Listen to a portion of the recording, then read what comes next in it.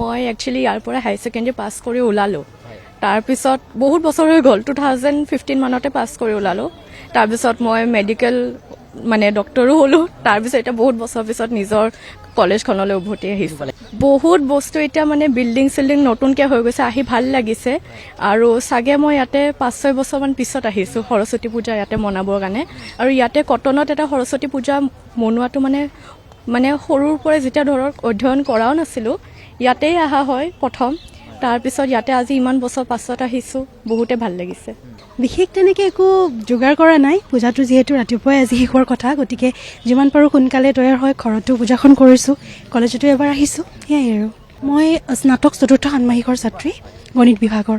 নাই যুগৰ লগে লগে বস্তুবোৰ সদায় সলনি হৈ গৈ থাকে, কিন্তু পুৰণাটোক পাহৰি নাযায়, সেইটোক লগত লৈ পেলাই যদি আমি আগবাঢ়ি যাওঁ তেতিয়া ভাল হয়। এতিয়া দেখিছে আপুনি ল'ৰা ছোৱালীবিলাক আহিছে, যদি আধুনিকতা ইমানেই হ'ল হয়, কোনেও পূজাস্থলীত গুৰুত্ব নিদি কেৱল আপোনাৰ সাজি কাচি ঘূৰি থাকিলে হয়, নহয়নে? কিন্তু দেখিছে আমাৰ ষ্টুডেণ্টছবোৰো আহিছে, আমিও ওলাই আহিছোঁ, গতিকে মই এইটো নাভাবোঁ যে ক'ৰবাত লোপ পাই গৈছে বুলি।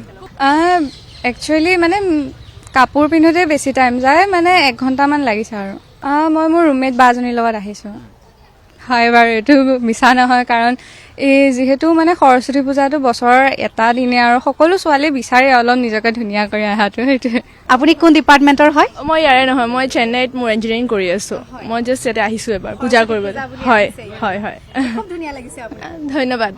কাপোৰযোৰ আপোনাৰ নিজৰ? নাই, মাৰ একদম। সৰস্বতী পূজা বুলি ক'লে বা পূজা পাৰ্বণসমূহত আমি মাৰ কাপোৰৰ হয়, নিশ্চয়, একেবাৰে নিশ্চয়, সেইটোৱে আৰু। খুব ধুনীয়া লাগিছে।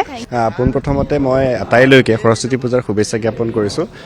ইউনিয়নৰ প্ৰথম প্ৰগ্ৰেম নহয় বাৰু, প্ৰগ্ৰেম হৈ গৈছে, হ'লেও সৰস্বতী পূজাটো বিশেষ, কাৰণ এই পূজাটো আচলতে কেৱল কটনীয়ানৰ বাবে নহয়, ইয়াতে গুৱাহাটীৰ আটাইবোৰ শিক্ষাৰ্থীসকল আহে, লগতে যিসকল প্ৰাক্তন কটনীয়ান, এক্স কটনীয়ান, তেওঁলোকো আহে।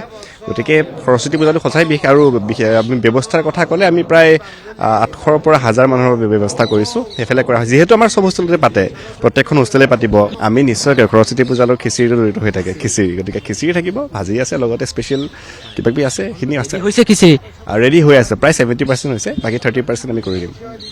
কটন বিশ্ববিদ্যালয়ৰ সাধাৰণ সম্পাদক তুমি, কিমান সময় লাগিছে আজি সাজি পাৰি আহোঁতে? নাই, মই কালি ৰাতি গৈছোঁ 11টা মানত, আৰু ৰাতি 11টা মানত গৈ 2টামান বজালৈকে আমাৰ কামেই হৈছে, কিবাকিবি হোষ্টেলতো কাম কৰিছোঁ। আৰু তাৰপিছত ৰাতিপুৱা 7টাত উঠিছোঁ, আৰু বাকী 8টাত আহিছোঁৱেই, গতিকে সাজাৰ পৰা টাইম পোৱা নাই।